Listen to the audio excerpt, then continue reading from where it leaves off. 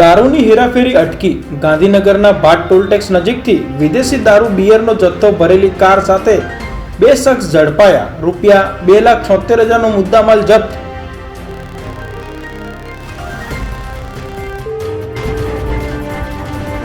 નવરાત્રીને લઈ આરોગ્ય મંત્રીનું નિવેદન। કહ્યું, કોઈ અનિચ્છનીય બનાવ ન બને એ માટે આરોગ્ય વિભાગ અને રાજ્ય સરકાર બંને સજાગ રહી ચોકસાઈ રાખશે।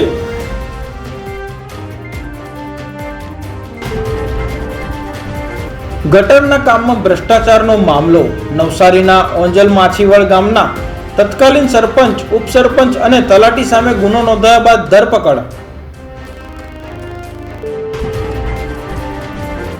એમપીમાં ઝડપાયેલી દવાની તપાસનો રેલો વડોદરા પહોંચ્યો।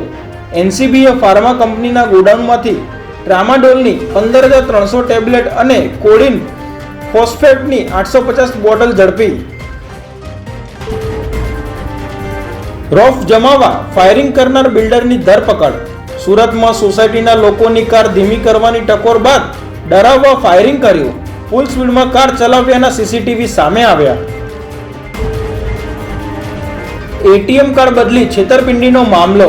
નડિયાદમાં એટીએમ સેન્ટર પર નાણાં કાઢી આપવાની મદદ કરી કાર્ડ બદલાવી ફ્રોડ કરતી ગેંગનો એક સભ્ય ઝડપાયો।